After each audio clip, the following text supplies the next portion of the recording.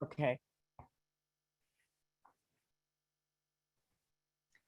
Good morning, ladies, and welcome to Parshas Shelach.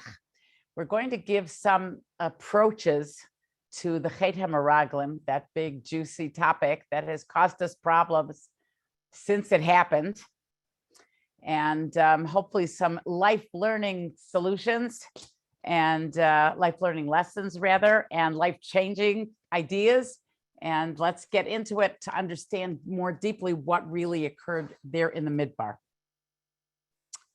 We find that when the Meraglim returned back from checking out the land of Israel, these were the 10 best people.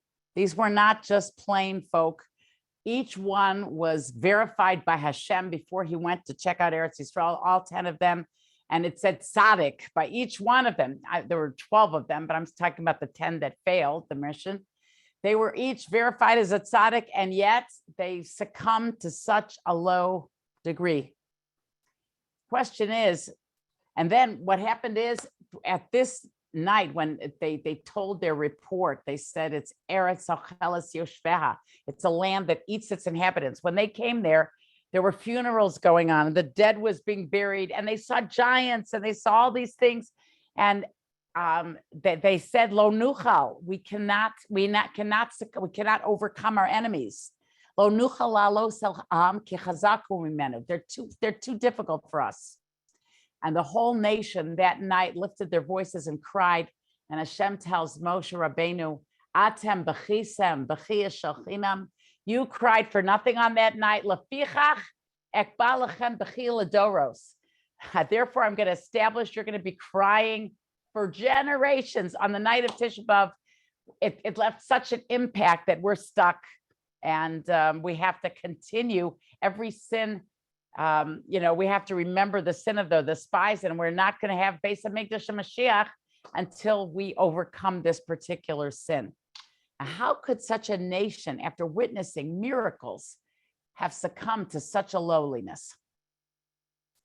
That's the first question. Second question is, the second question is, it says by the Chet HaEgel, Uviyom Pakti Ufakadati, that every sin a person ever does has a remnant of the Chet HaEgel within it. We're told that, the Chet HaEgel was a very, they attempted to try to find some solution to have, so to speak, a substitute for Moshe Rabbeinu. And that sin remains with us today. Like the bitachon is lacking to some degree. And it was, for some people, like the Erev Rav, it was the actual idolatry. But for the rest of us, even to get a substitute that they had to, and for their madrega and their generation, to have to feel that they needed something to inspire them was too much, What happened, Moshe Rabbeinu, at the time of the sin of the Chet HaEgel, he davened to Hashem.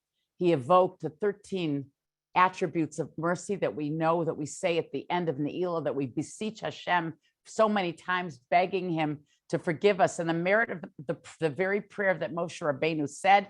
And lo and behold, the Jewish people were forgiven for the sin of the Egel, and they got a second chance on Yom Kippur to get the second set of the 10 commandments. Not so fast with the Chet HaMeraglim. We weren't given a second chance. Moshe Rabbeinu didn't daven. What was different here than we saw by the Chet HaMeraglim? Okay, so we're going to take several approaches to answer all these questions. And first, let's start off with the Sad HaShaveh Beinehem, which means the equivalent between these two sins. It says by the Chet HaEgel, Vatikruvun Elai Kulchem. Everybody started pushing and shoving Moshe Rabbeinu. It says Narim Dechufim Esaskenim. The youth pushed the elderly. It was all out of order, because everybody was so impatient. We got to solve this right now. And we find that the same thing occurred here. Everybody was crying, and they all after they cried, they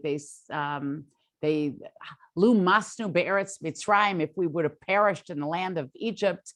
Oba Midbar Hazelu Masnu. Why is Hashem bringing bring us to this land, we're going to fall in sword, and it's better to go back to Mitzrayim. So they said, Nitna Reish v'natzuva Mitzrayim. Let's like put our heads to it. Let's all go back to Egypt. And then Moshe Rabbeinu fell on his face, and Aaron, and Yoshua bin Nun, they tore their clothes.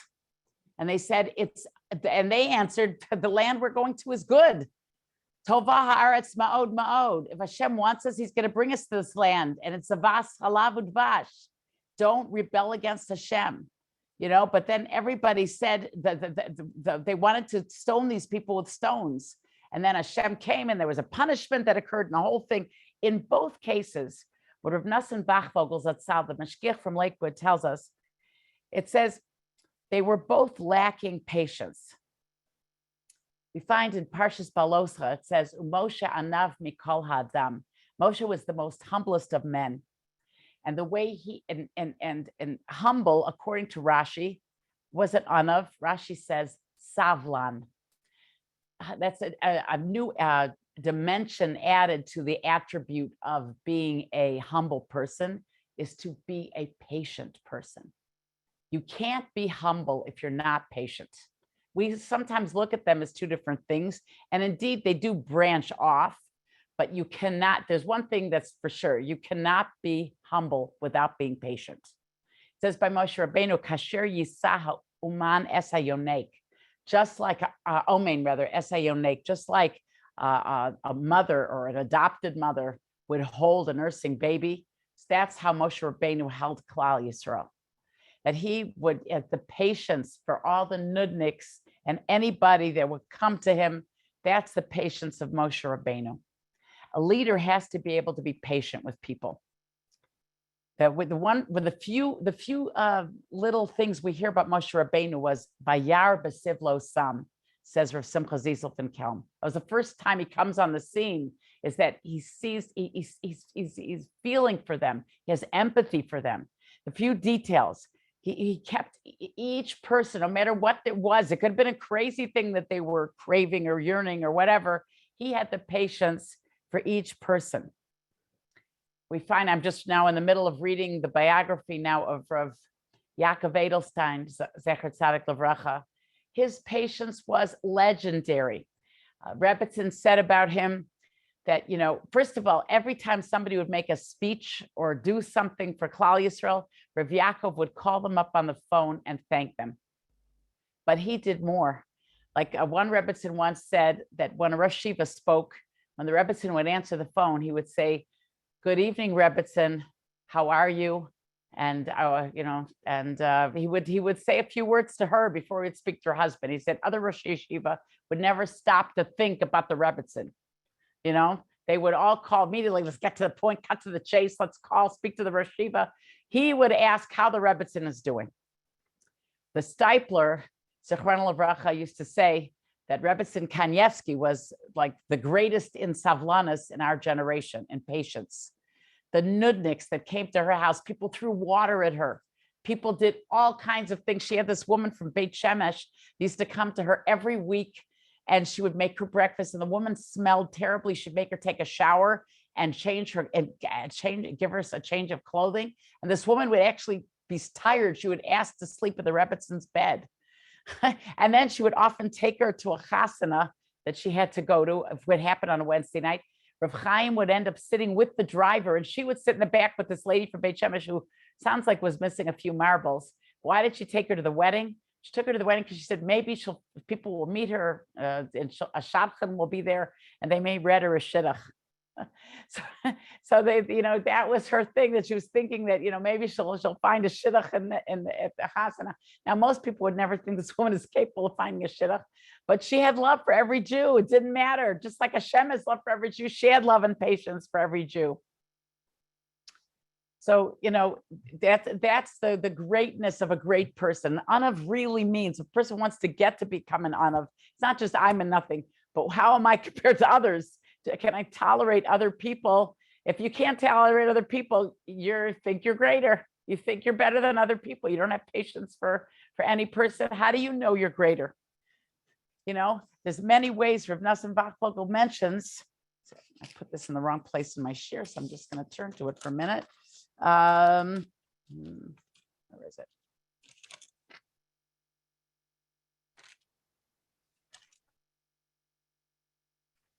Well, anyways, one second, I'm in the wrong place.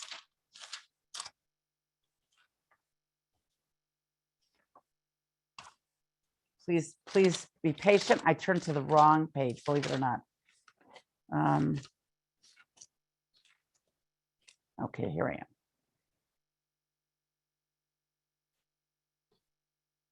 Okay. There was another woman that called Rebbetzin Kanievsky. I want to tell you this thing from the Reb Nassan Bachvogel, but another story from Rebbetzin Kanievsky. Anyways, it says in the Chayvus Alavav Shar HaKniya, it talks about being humble. It says, if you see somebody that's wiser than you should assume he has more Yerushalayim. If somebody is less intelligent than you, that if he does anything wrong, he does it by accident, where you are more culpable, you're more, taken to task for what you didn't do wrong. If somebody's younger than you, he has less Averis, and if someone's older than you, he has more mitzvahs. There's always a way to look at another person to see, like, how can I be impatient with this person when who knows who's greater than who? And that's how we're supposed to look at it. Another thing with Rebbetzin Kanievsky, I've just recalled this story that there was a woman that used to call her on the phone every week. She didn't even own a phone. One of her gabayim had a cell phone, and there was a woman that called every week to get a kiss from Rebbetzin Kanievsky over the phone. One week, the gabayis, whatever she's called, the lady gabai, she counted that the Rebbetzin, this lady kept saying, Od Nishika, Od Nishika. The Rebbetzin gave her a total of 50 kisses over the phone. Can you imagine that incredible amount of patience for another person that she employed when she would speak to all these people? That tolerance, unbelievable. Rav Dessler tells us that if a person has a lack of patience, it shows the Yetzer Hara is at work. Because really and truly, what we are enjoined to do is we are supposed to be using our brains. When we're impatient, the brain like turns off and we go into mode of the emotions and they take over. And then we are not in thought mode anymore. And then we're reacting like an animal. We just react instead of, as Rav Pesach Krohn Shlita says, create and react have the same letters. We could create from a negative situation a new entity. Like here, as a human being, it doesn't look like we could act any, it looks like a script. Somebody pushes a certain button of yours, you have to act the script. You'll usually react such and such. When a person employs thought and patience and pause, then that person can all of a sudden create. They're employing muscles they're not used to using, and they can all of a sudden have a new dimension to them that they didn't have before, that tolerance. I remember a story that Rabbi Friedler, Zecher Tzadik Livracha, was the Rosh Yeshiva here in Toronto of Ner Yisrael. So he was a Talmud Muvak of Rav Dessler. He said he was Rosh Yeshiva in Washington Heights prior to being in Toronto, and he told me this story. Once they were, Rav Dessler and he were going collecting in Manhattan. Rabbi Friedler was accompanying him to collect, and they were they were walking down the stairs of the train platform in the subway system of New York, waiting. They're going to catch a train and go to some wealthy individual's home to make a collection, or maybe it wasn't his home, maybe it was his office. I don't know. Anyways, all of a sudden they were at the upper platform. They're descending the stairs, and Rabbi Friedler hears the trains coming any moment. He starts running down the stairs, and Rav Dessler stopped him and he said, "We don't rush." Rav Victor Miller echoes that sentiment. He says the same idea. He says a person should not rush, even to do a mitzvah. Person should not rush. It reminds me of a famous story about Rav Zundel Kreuzer Zatzal, the big hidden tzaddik in Yerushalayim, who later wasn't as hidden, but he still managed to hide himself greatly. Rav Chaim Kanievsky said about him that he's greater than me, that he knew everything just like Rav Chaim, but hardly anyone knew who he was. Anyways, Rav Zundel was, since his bar mitzvah, never missed Nates, never missed Vasikin, never missed the early minyan. One time he was on his way to the early minyan. He was in his late 80s with a grandson, and he fell on the way. So he's getting up, and his grandson told him, Zaidi, if we hurry, we can still catch the nates. And Rav Zundel turns to him and he says, I am not going to ruin my chakras. In other words, it's this first time he missed the nates, but he wanted to daven patiently. He would rather daven patiently than miss the nates. But to this, I have to add an addendum. I once asked Rabbi Lowy Shlita, I asked him, if I have a student at 9 o'clock and I'm like rushing around with whatever I have to do in the house, and all of a sudden it's like 5 or 10 to 9, should I daven for 5 or 10 minutes before the student comes, or wait until after they leave? And it's still before, it's still before chatzos, but I'll have more time to daven. I'll daven like a mensch. Rabbi Lowy paskin that I should daven before the student. I guess if you don't chop it when it's the earlier time, you may miss the later time. So that's important for us. But at the same time, basically, okay, that's a halacha, and you ask your own Rav how he paskins on this. But the basic message is, even though sometimes there is a time, but look, you can't be patient and make Shabbos after the Zman, and you can't be patient and make Mincha after the Zman and all that kind of thing. At the same time, we should try as much as we can not to rush, not to feel rushed. That's all the drivers in Lakewood and Borough Park and Manhattan, whatever. But we're supposed to not feel rushed, no matter what. Even if you may be late, you have to. But a lack of patience can bring worse things in its wake. So we should stay. We should try to be patient. With Chet HaEgel, we find that Aaron HaKohen said to the people, Chag Lashem Machar. He said, we'll make the egel just like you want. We'll do it tomorrow, mañana. Why did he say tomorrow? Because when you push it off, when you don't feel rushed, he thought they'd come to their senses. They would start thinking. They would start doing the right thing. But unfortunately, they didn't listen. There's a story from the Sefer Erech HaPaim. Erech HaPaim is a thin little volume. I forgot his first name, but his last name was Yelland. And that sounds like a mere coincidence. Maybe it wasn't, I don't know. But anyways, the Rav Yellen lived in the 1800s, and I think it has Haskama from Rav Yisrael Salanter, if I'm not mistaken. It's a thin volume, but it's all about anger. It's a good thing at the Shabbos table, people could read it, a little bit every week, and then finally it gives you, if people feel it's something they want to work on, it's it's only dedicated to kas, to anger. I don't believe it was yet translated into English. Maybe one of these authors that are listening now could maybe consider it. Anyways, he tells a story in the, I think at the beginning of the Sefer, about somebody earlier times, a famous story about a man who had to leave his wife and family in order to make a parnasa, and he was gone for 18 years. Can you imagine? Many years. Anyways, he comes home after 18 years. He's at his doorstep, at the door, about to knock and finally be reunited with his wife. And he hears a deep voice, a deep male voice speaking lovingly to his wife. He's like, he's ready he feels everything. He's seething inside. He doesn't know what he's going to do for strangle who, he doesn't know. He's like so filled with anger. And he tells himself, I made a promise. His father made him promise on his deathbed that he would always wait several minutes before he got angry.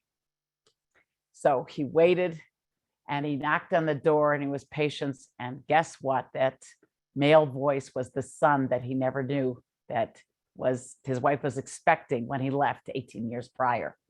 So he would have murdered both his wife and son had he entered in anger. So a lot of times, even think about the way we look when we get angry. We usually resemble a gorilla. And we look foolish when we get angry. But it's not just not getting angry. It's to be patient, to suffer with other people's mishigasim. That's the way that we really can, achieve things. This was Kalev. I mean, Yoshua had another trait. He was more of a leader and he just took the stand. But Kalev was patient for all the people to the extent where they all believed in him. And when he told them, he told them when Kalev tried to put down the Meraglim and say, we have to listen. We are going to conquer Eretz Yisrael. They actually listened to Kalev for a moment, even though they were all impetuous and they were all ready to be upset and complain and cry. Kalev was able to have some connection because he was patient with the people. Okay, so that's number one. The common denominator in all sins is patience. And if we want to achieve any degree of humility, that's our first stop where we have to think about, and that is to acquire this trait of humility. I think somebody is unmuted. Please check your personal thing here. Okay, now, so Rav Nassim Bachvogel mentions this is his approach to what the Chet HaMeraglim was. He brings down a famous medrash. They said there were 4 kings. One was David, one was Asa, one was Yehoshaphat, and one was Chizkiyahu. And all those 4 kings had to wage war at different times in Jewish history. David said, Erdof Oivai v'asigem. I'll chase my enemies and I'll conquer them. I will reach them. I will conquer them. I will capture them. I will fight with them. That was what David said. Asa said, by your defame Asa kinish beru lifnei Hashem. The pasuk says about him, and Asa chased them and they were broken before Hashem. Asa says, I will chase, but I will not conquer. We'll explain all this in a moment. Yehoshaphat said, Ein bi koach. Okay, I can't read my writing. Lo laharog v'lo lirdof. I have no koach to chase or to conquer or to kill. Ella ani omer shira. I'm going to say shira. That's what Yehoshaphat said. Chizkiyahu said, uve'es hechilu berina. Chizkiyahu just said, I will be joyous. He didn't do anything. He didn't sing shira. He didn't chase his enemies. He didn't kill his enemies. And he would say, I'll sleep on my bed and you, Hashem, have to do it. What does this mean? Rav Dessler tells us sometimes we have to do effort. We were cursed as the first man. It says, we have to do some kind of hishtadlus in life. To be yotzei hishtadlus. There's a curse we have to do, but we have to just be yotzei. If you have a curse, you don't want to bring it on yourself full force. It says, originally, all we were supposed to do in Gan Eden, it said, la'avda u'lishamra. We were just supposed to, you'd think just to work the land and to guard it. No, it was just to keep the mitzvahs. But after the sin, we went down a notch and we had to now do some type of ishtadlus. But how much ishtadlus? Well, you're supposed to, if you do too much ishtadlus, then you're not going to believe in Hashem. Like it's lacking in bitachon. How do you know what is too much? Rav Dessler tells us, if you're toa ala rishonos, which means if you're later regret that you did too little, if you're going to say, I should have done this, then you've done too little. So a person has to know their level. For most of us, most of us have to do the normal hishtadlus to, go to doctors and, do something when people have any type of problem. Of course, we shouldn't forget the main thing is tefillah. That really the source of any Yeshua is Hashem, but we're just being yotzei with hishtadlus, but we normally, most of us have to go to the normal hishtadlus. Now, I'm not getting into vaccine talk. You could talk to whoever you want, but leave me out of it here. Not at this platform for sure. But I know one thing, one of the Rosh Yeshiva in Lakewood does not go to doctors. And this was before this whole thing that's going on in the world right now. This is many years already. And he does it because he's really on that madrega. I dare say that most of us are not on that madrega, and we do have to do some type of effort when we are going through hard times in life. So we have to do some hishtadlus. And especially there's a war to be waged. And many of these wars were Milchemes Mitzvah. Like we find with Shimon and Levi, they had to wage war, but they didn't do enough. They did too much rather. They didn't consult with their father first. That's the only thing they did wrong. They most likely, we went through this in Parshas Shelach. You can look at it on YouTube somewhere or other, Dina and the whole thing with Shimon and Levi. But their basic fault was that they didn't consult with their father. that they should have asked him first. He was the gadol. They should have asked him, and then they could have probably done the whole script that they planned. So we have to do ishtadlus today, but we have to do, we have to do the full gamut usually, but not to overdo it and not to worry for sure. There's nothing, worry does not help us. Rav Yisrael Salanter used to say the only thing that someone should worry about is worrying. They should stop worrying. If we're worrying, we're showing that we don't trust Hashem is going to hold our hand and take care of us. Here, now, David HaMelech was on the Madrega. Now, it's very interesting how the ladder works because there, are different levels of different people.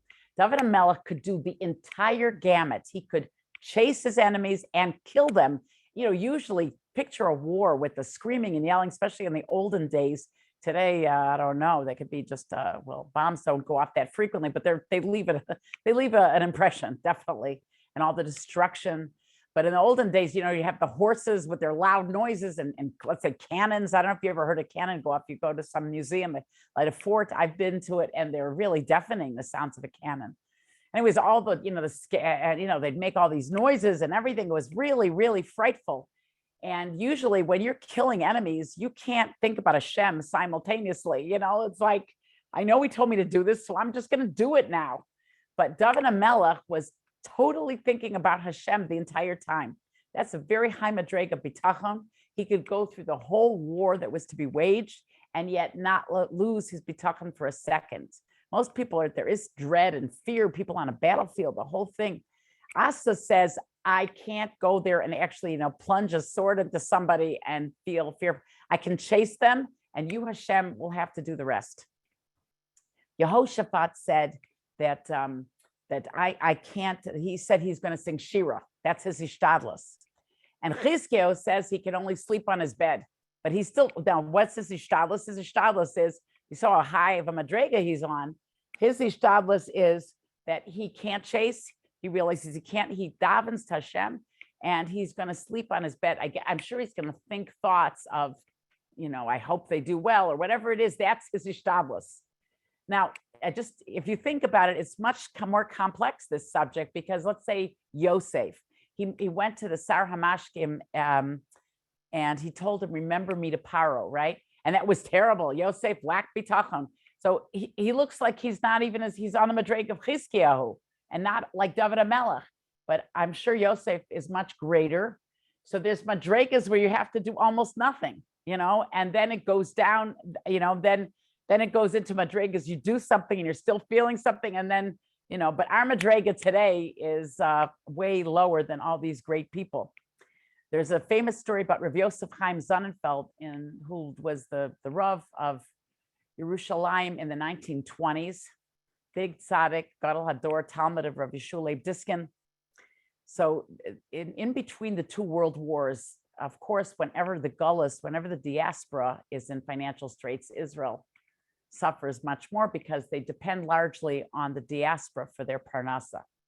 Like, for example, I heard from, it says in the name of the Chasam Sofer, why are so many of the Meshulachim in the world from Eretz Yisrael? And the Chasam Sofer, this was in his day, in the late 1800s. And he said the reason why so many people are needy in Eretz Yisrael is that if a person isn't zeicha to move to Eretz Yisrael, at least their money should move to Eretz Yisrael. Part of their soul is going to be in Eretz Yisrael somehow, albeit in the form of something financial, but at least some of them is going to go to Israel. So that's why Hashem makes a real disproportionate amount of people needy that live in Eretz Yisrael. Any case, so Yosef Chaim Sonnenfeld, it was very difficult straits in those days between the world wars. And he comes home one day for lunch, for the main meal, and his wife gives him bread to wash on. And then she tells him, as he's right after he washes and eats, she told him, I'm sorry. She never complained, never said a word to her husband. She says, it's to the point we have our cupboard is bare. I have nothing in the cupboard. We have nothing. This bread, even I had to borrow from a neighbor. We have nothing. This is how bad it is. So he's thinking to himself, I see her madrega bitachon is not the same as mine. Now, he didn't tell her that because that's really crude. He wouldn't have said that. And instead he told her, all right, I'm going to do something. So what does he do for Ishtavlis? He goes walks in the street. Within a block, he finds a gold Napoleon on the ground. He picks it up. He did his Ishtavlis. He brings it back to his wife. In fact, the bread, he told her, I don't want to take more than, he just ate the bare minimum of bread because he didn't like to get gifts. And he told his wife, we have to pay them back. Any case, but so, that was his Ishtadlas. That's the Madrega he was on. And big tzaddikim are like that, that they need very little Ishtadlas to do something, whereas we mortals need to do much more than that. But what happened with the Meraglim, says Rav Nassan, they felt they weren't on the Madrega, let's say, of David HaMelech to go, like they knew that they were the precursor to the war that it was going to be waged against the 7 Canaanite nations. They're about to go into Eretz Yisrael. They're having to do Ishtadlis now in their new position. They're going to have to go into Eretz Yisrael, and they're going to have to, wage war and do such things.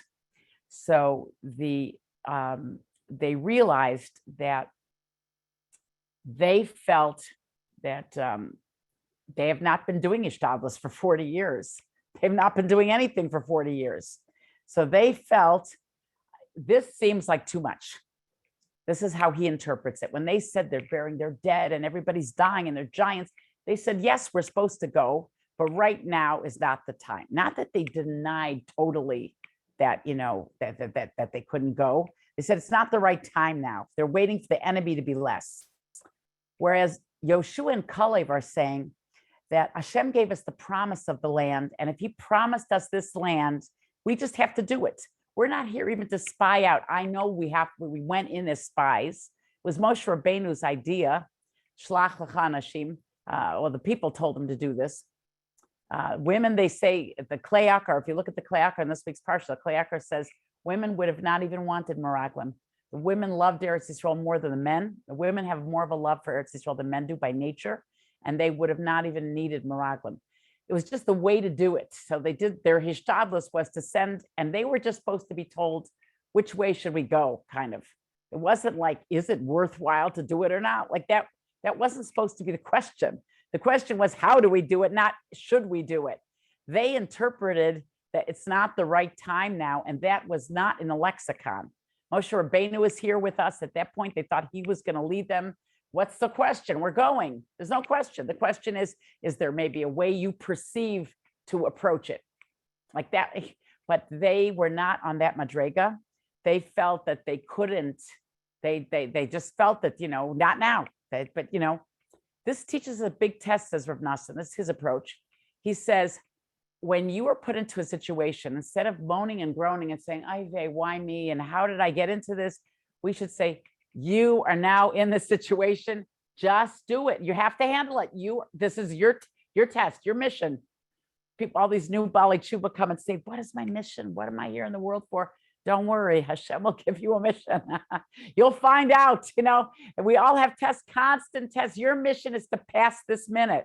If you have somebody screaming and yelling at you, how are you going to pass the test? If you have a hectic day, how are you going to pass the test? How are you going to, overcome your trials and tribulations of the day? How are you going to approach it? And it's not a question if I'm going to get it on. Of course, the first thing to do if it's a test, if you can get out of it, of course you try to get out of it. Person's sick, lo aleinu. Person has to just do the ishtadlis to see what they can do about it, and never leave out the davening. That's the main thing that Hashem wants to hear from us all day.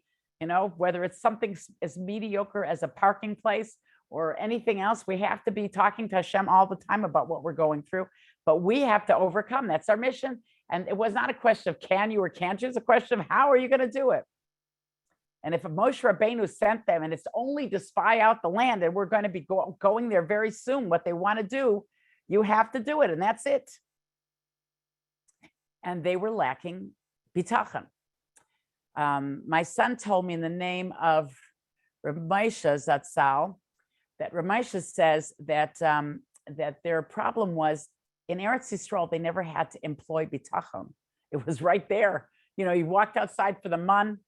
Okay, it's true. You should have had more bitachon after 40 years of being spoon-fed everything, the water, the clouds of glory, the man every day at your doorstep, and all the miracles and Har Sinai and Kriyas Yamsuf and all the things they witnessed. But still, they never had to do it themselves.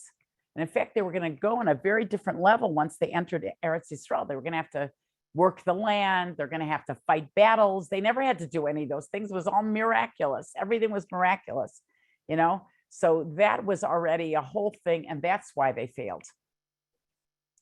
The Rav Dessler said it was just too much ishtadlus.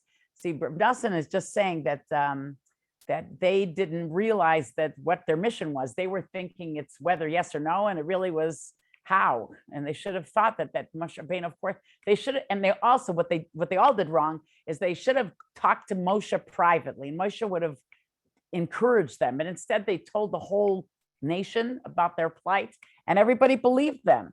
And it's amazing how they all believed them. That brings us to another thing that was wrong with this whole scenario. Michael Birnbaum Zatzal, the Mashgiach from MTJ, tells us that the reason why this parsha is next to Bahaloscha, where actually this parsha is not next to Bahaloscha. This parsha really was after Parshas Korach. This really happened later on.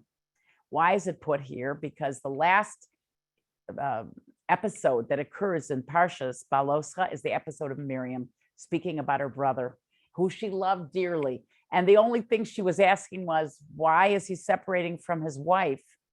Like he decided, Moshe Rabbeinu, when he brought down the Torah, he decided that if the Jews had to separate from their wives 3 days prior to Matan Torah, he should maybe separate from his wife forever, because Hashem speaks to him constantly. So the first person he spoke to after he came down from Har Sinai was Sipporah, and he explained to her, she's going to be doing a big mitzvah if she lets him go. And she let him go. And when Miriam heard about this, she said, what? A Navi is supposed to be, a celibate, is supposed to separate from their spouse. A Navi, we're Naviim and we're still married. She didn't understand. And she asked only Aaron, his brother. Most of us would call that toelas, and yet she was taken to task because all she should have done is ask Moshe first. Ask Moshe. And she asked Aaron. It was not even, we'd probably do things like that all the time today. But in any case, Hashem says, my servant is exceedingly humble. And if I chose him as a Navi, you don't trust my choice? He afflicted her with saras and immediate punishment. Only Lashon Hara is that immediate physical punishment. So what is the root of Lashon Hara? And we see it with Miriam. That's why Miriam is our model here.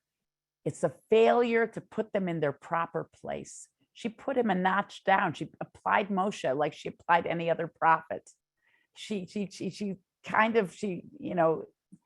negated his elevated level slightly.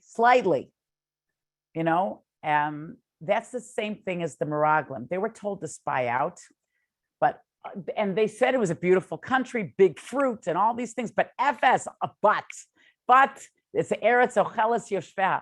Now, perhaps they could have viewed it as a stipler when the land is eating its inhabitants. Perhaps it's eating its inhabitants because, they're all being killed out so the Jews can conquer the land.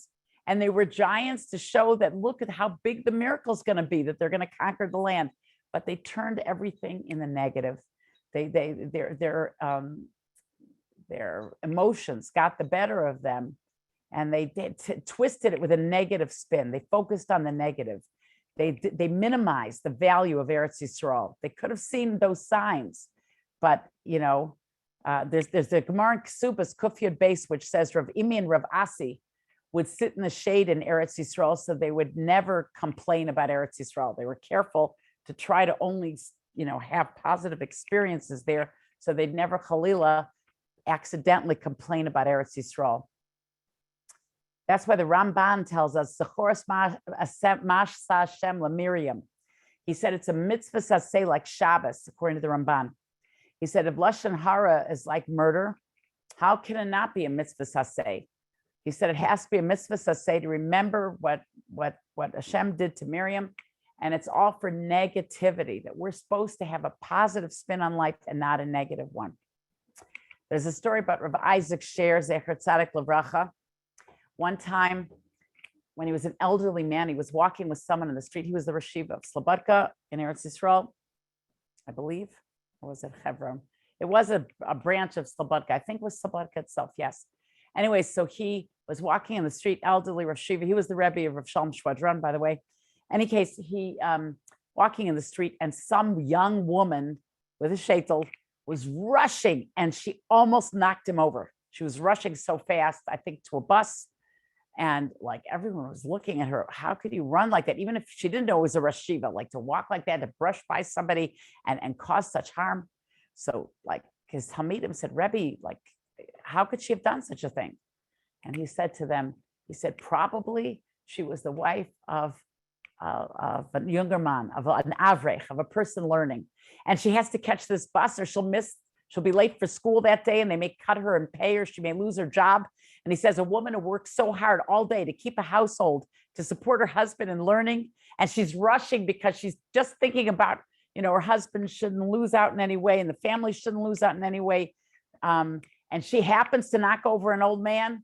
I only can give her credit. How could I be upset at such a woman?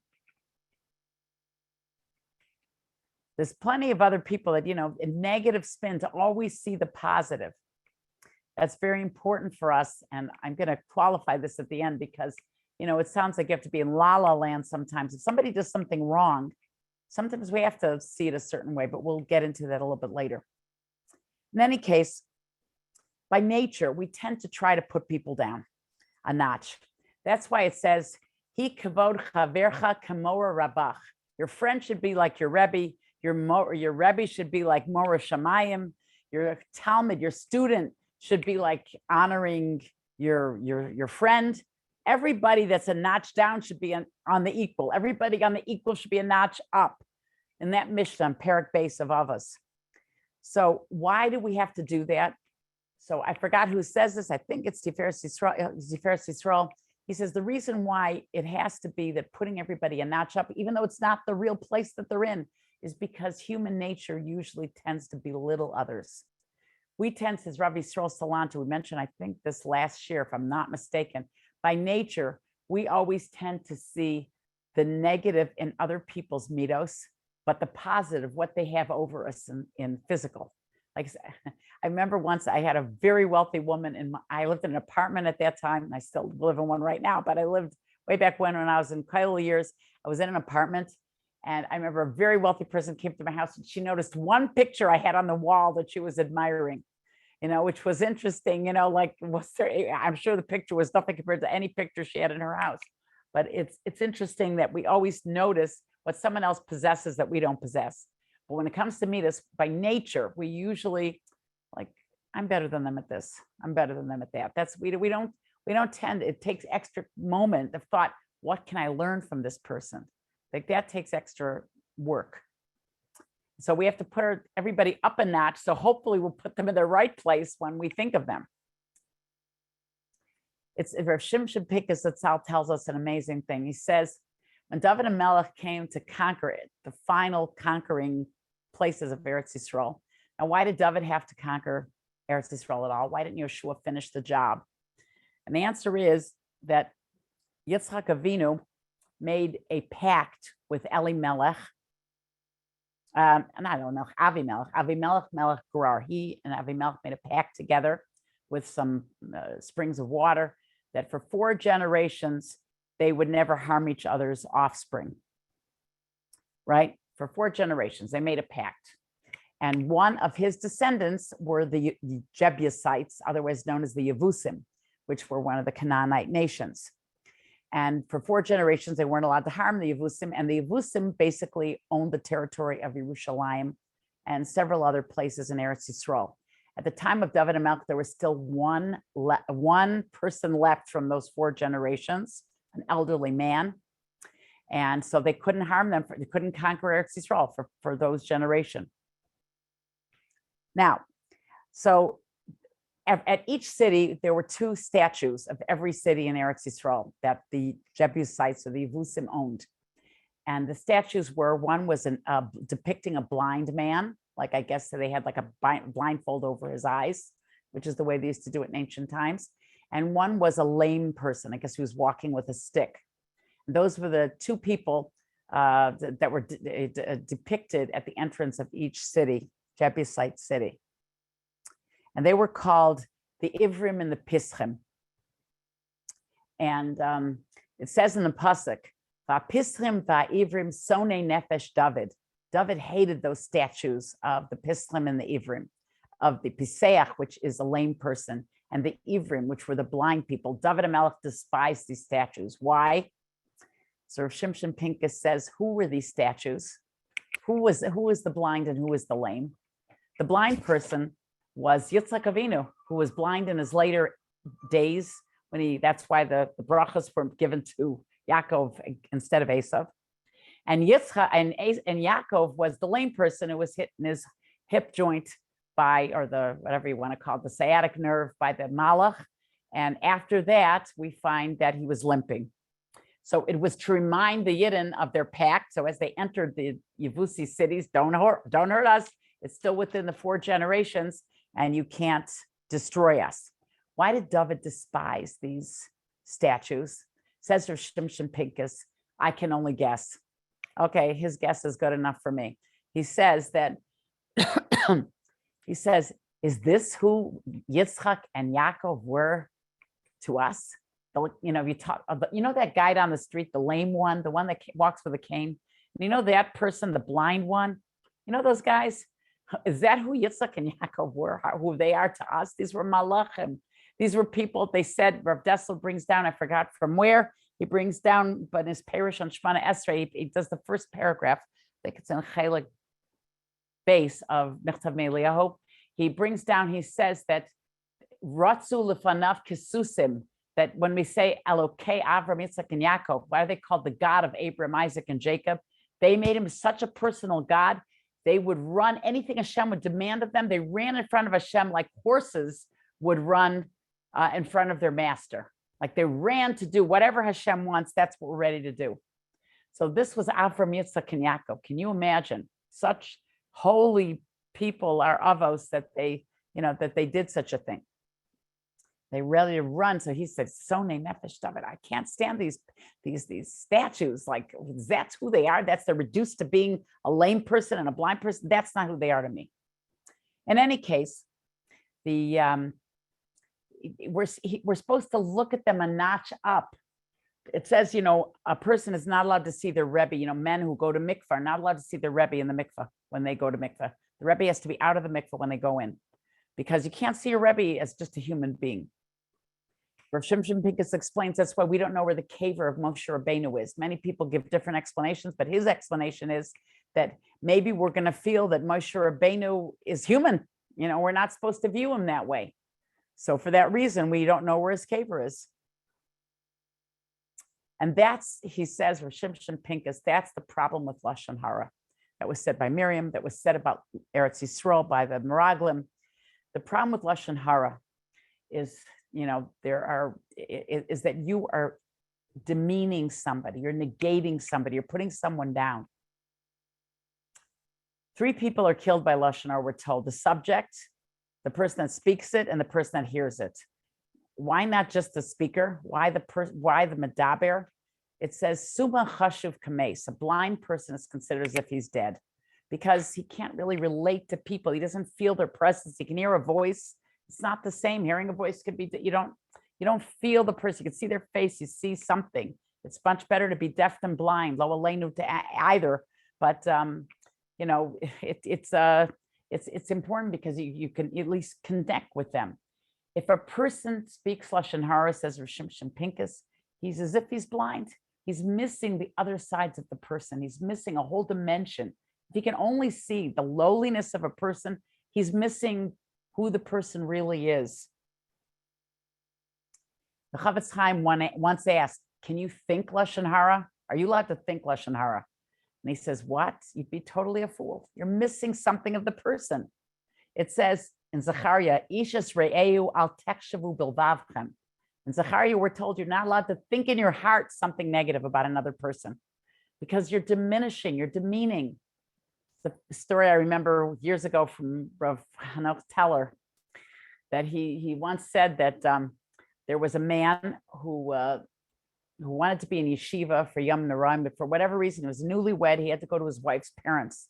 And their shul was like a regular shul. It wasn't a yeshiva. And he was so disappointed that he'd have to daven there for the high holidays. But for whatever reason, a thing of shalom was involved. So he davened in his wife's parents' shul. And he said, and people were talking during davening sometimes, their business dealings, like it was really bothering him. Then at one moment, they were saying the Shema, and he hears somebody behind him going, shh, shh, shh, shh, shh, shh, shh. And he can't take it anymore. He's turning around, he's livid, he's ready to really give it to them. And he sees it's somebody with a stutter that's trying to say, shh. He can't even get the word Shema out of his mouth, And then he realized that he learned his lesson by being in this regular shul for Rosh Hashanah. He learned the big lesson. It was better than being in yeshiva. So sometimes we have to see that, we have to always try to put people up a notch, not to have negative thinking, not to have the negative thinking. We find it says, Hashem is tahor einayim miros ra, it says in Habakkuk. Hashem is pure eyes that doesn't see bad. Now, the Mikdash Halevi tells us that the Jewish people complained that their complaining is what made this as bad as the Chet HaEgel. What did they do wrong? That it finally came to the point where people were saying, Nitna Reish v'nashuva Mitzrayma. Let us turn our heads. Turn our heads means we're willing to give up the whole Torah. We're willing to even succumb to idolatry. We witnessed the giving of the Torah. We saw Moshe Rabbeinu. We saw all these great miracles. We're willing to give all that back and go back to Mitzrayim. Why? They didn't want to have to take upon themselves any more mitzvahs. In other words, negative words really have an effect. They influence people. People lower their impression of the person or anything when they hear negative words.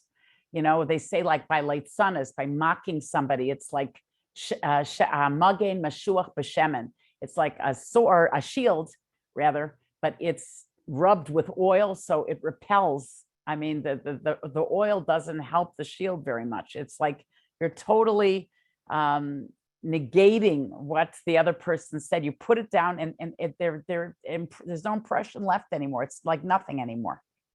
Like the shield has no purpose, so too the words have no purpose. I mean, the essence of the person has no purpose once you put them down.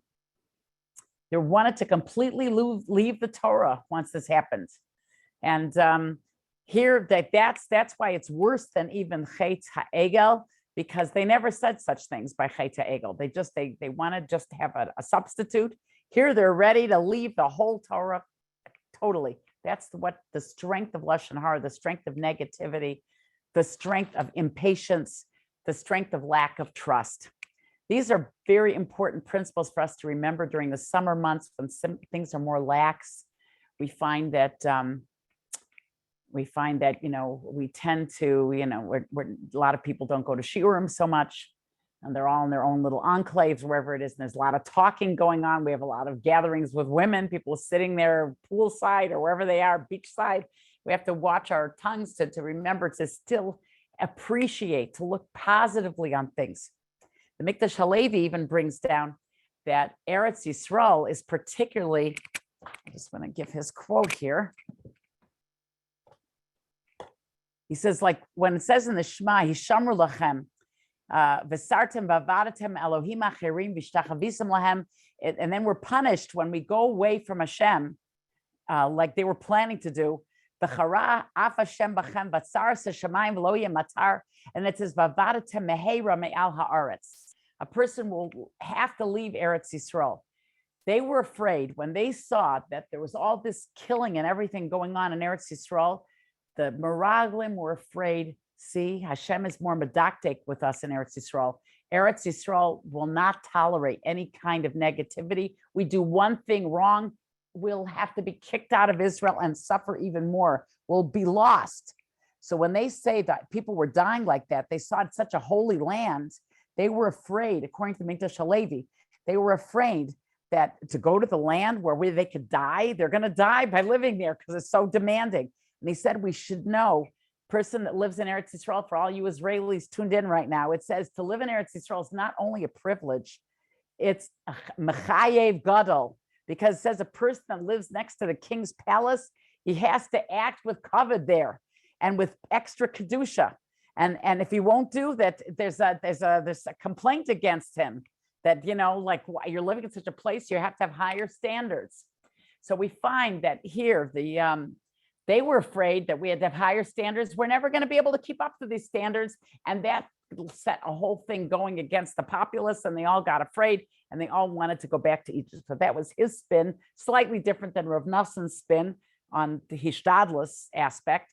He's just saying from the idea of the holiness of Eretz Yisrael, it's again the negativity aspect, that instead of saying it's going to elevate us, they're thinking we're going to be obligated. So, but they look at the negative spin of it. Of course, it should obligate you. Baruch Hashem, I'm obligated. That's why man says, Shelo Asani Isha. I have more obligations. He doesn't say, Box tells us, it doesn't say, Shasani Ish, that God made me a man. That would imply that I'm a superior being. To say you did make me a woman is implying women are not as lucky as we are to have more mitzvahs. And he said, thank you Hashem for, I should say this in English, thank you Hashem for not making me a woman. Does not imply that women are less, because otherwise it would have said, thank you Hashem for making me a man. I'm better. It's saying I have more obligations. We should view it in a positive spin. That means I have more opportunities for a man. But we also, it doesn't mean we say Shasani Kirtzono, which means according to your will, we could get to Gan Eden just like a man. We don't have, thank God, or I don't know if I should say thank God, but a woman, because of all the multitasking she has to do, is not obligated in learning Torah every minute, and doing things like a man has to do, all the time-bound commandments. But a woman, her time is valuable. We shouldn't squander time. I wanted to just take a mention 2 weeks ago. I was going to say this last week that, we lost Uri Zohar, Zatzal. And I think the most blatant point of his that really sticks out, blatant is like bolate. I just noticed that. That's probably where it came from. But anyways, the point about Uri Zohar that was so impressive was his midah of not wasting time. He spent 40 years as a very wealthy person living in a mansion, seaside mansion, the most popular Israeli comic, multimillionaire. And he chooses it. He hears the truth about Yiddishkeit. He leaves it all. And the man had chavrusas coming to him every minute of the day. The man never wasted a second, and he wasn't like born like from the Gedolim. I'm not saying he was on the Madrigal of Chaim Kanievsky, Zatzal, no, but in his own way, like it's unbelievable. Like he's a machayev. What are we doing with our time? It's also an important lesson before the summer that even though we are in the mode of relaxing and we should get some, nice, hopefully water activities and other activities, we should remember that it's for a purpose. We're refreshing ourselves to go back to spending our lives with purpose. That's what should we need to have a purpose in our lives, and we do have a beautiful major purpose, and we should appreciate the purpose and not negate it, and not negate those around us, and have the proper hishtadlus. I'm just going to end up with one amazing thought that when I first read it years ago, this is a bombastic statement, and this will change your life, hopefully. Now, it's things we've heard before, but the way it was put was really interesting. In Sefer Devarim, when Moshe Rabbeinu reviews all the trials and tribulations of the Jews in the desert, he claims that what was at fault, the kernel that was at fault here in the sin of the spies. Now, of course, I didn't mention there are many more opinions of what did they do wrong, but we could go on for hours. So there are other. I just gave you 3 to think about, but there are many other opinions of what they did wrong in Chet HaMeraglim. But in any case, another one was interesting. It says there that the Jews claimed, "Besinas Hashem osanu." Hashem hated us, and that's why we are going to Eretz Yisrael and we're going to die. This is very similar to what the Mikdash HaLevi was saying. When they saw people dying, they felt like this: we deserve to be killed. We did something wrong, say the Jews of the Dor Deah, the Jews of the Midbar. We deserve to be killed, and this is how some of us are going to go. Hashem is upset at us, and we deserve it, and that's why we are being taken to Eretz Yisrael. Now, this sounds, the Rav Dessler says, like tshuva. It sounds like tshuva, but it led them down this horrible road of being so negative. What did they do wrong? Rav Wolbe says something amazing. And he says like this: whenever you feel negative about somebody or something, something drives you up the creek, whatever it may be. Says Rav Wolbe, this is your magic lantern. What does that mean? He says like this. There's an expression, you must have heard this a million times before, but he's putting it into a different framework.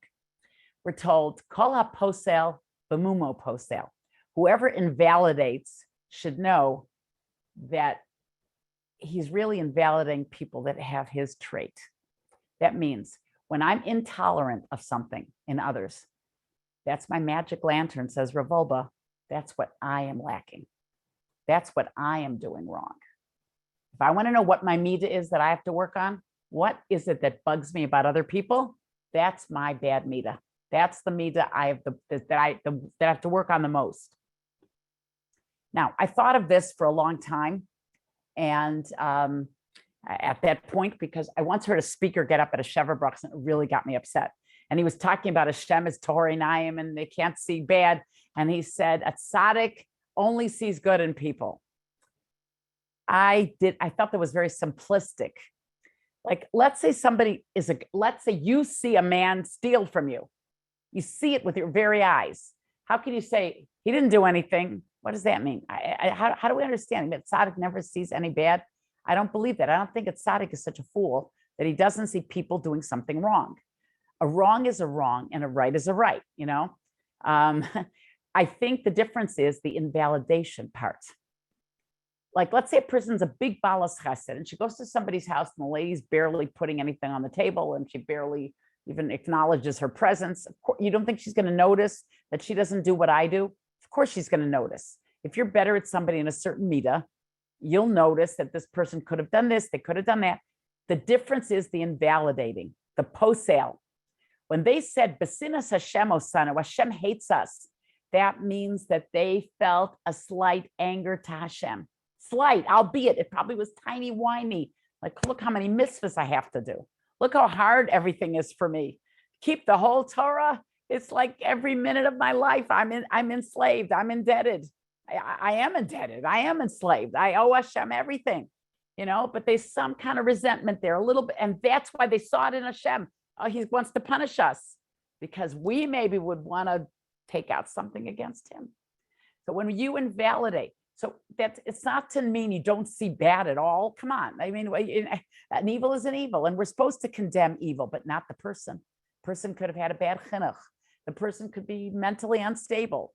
The person could be foolish, whatever it is, we have to not invalidate the person. That is our mission in life. So we've learned some big lessons in this parsha, and I'll just go through them real quickly. The lack of patience, that's the common denominator in anything we do. And that's what we have to work on. Bitachon, the different madregas of bitachon. But remember, the hishtadlus efforts is only to fulfill the curse. And that's it. And the main thing is tefillah. And also, but the first thing is you have to do something. If somebody has a trouble, not to daven first necessarily. Sometimes there's no time. If you have to call emergency, you call the emergency, 911. You do that first, then daven. You know what I mean? You have to take care of the person, but we have to do it, but not too much that we're going to forget Hashem, and not too little will we be toa ala rishonos. The perception to put everybody up a notch and not down a notch. Even Miriam failed in that, and albeit in a tiny, whiny little way, to invalidate somebody. And we have to know, Chavos HaLevavos says, there's 7 reasons to trust Hashem. One is that he's strong, that he does all kinds of track record, and he knows everything, he can do everything. But I'm not going to go through all 7, but the last one is the one we have the hardest time with in Bitachon, and that is to know Hashem is chesed even when we don't deserve it. And that's where they failed. Hashem has unconditional love for us. And that is an aspect of bitachon. Even if I'm the biggest sinner, it doesn't mean I'm going to die when I go to Eretz Yisrael. It means that Hashem is above pettiness. And he doesn't, we have to believe that. And that means we have to work on ourselves to be above pettiness. We can't invalidate. I thank you so much for listening. I thank Elisheva for her wonderful service to us.